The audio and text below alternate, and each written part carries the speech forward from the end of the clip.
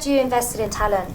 And when you were rebuilding that team, particularly with the younger players who haven't really dealt with pressure or uncertainty before, what was your approach to getting them ready to face that pressure? Too much information, I think, is not good. So younger players who came in, they were fearless. They had no baggage. They had no baggage of what happened, and you just set them free. What you saw is ability. What you saw was who had the ability to win matches, who had the ability to win and perform when 100,000 watching. In India, when you played a test match at Eden Gardens, I remember, against Australia, we beat them in 2001 from behind. And on the last day of the test, there were 125,000 people watching. And at Lord's, come the 10th, there could be about 40,000 watching.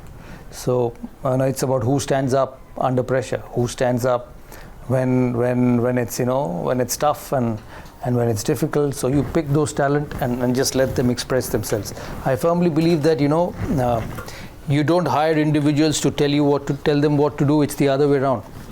You hire the best people to tell you what to do. And India is a huge country, with people of different habits, different culture, different language.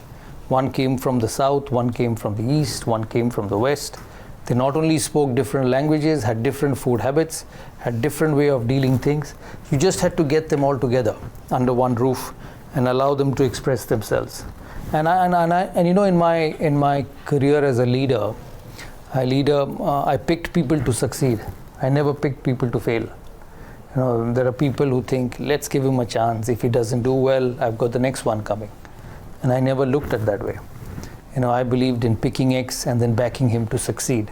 The easiest thing is to let people go. The hardest thing is to keep people together. And I think that's the way I operated. Give them confidence, give them belief. Sometimes, when you speak to a player or your employee or your colleague, if you keep instilling in his head that he's the best, it works like magic. And you keep telling him that he can't do anything, he'll never be able to do anything. And that's the way I operated. When I picked someone, I gave him so much confidence that at times he felt he was the best batsman in the world when he wasn't. When he wasn't. But I needed performances from him. Because if he played well, I won. Because it's a team sport. Every business, every football, cricket, any sport you play, one man doesn't build a team. One man doesn't win a game, or one man doesn't make your brand the best in the world. It's about the people who you work with. So the biggest characteristics of leadership is to find the right people and allow them to become winners.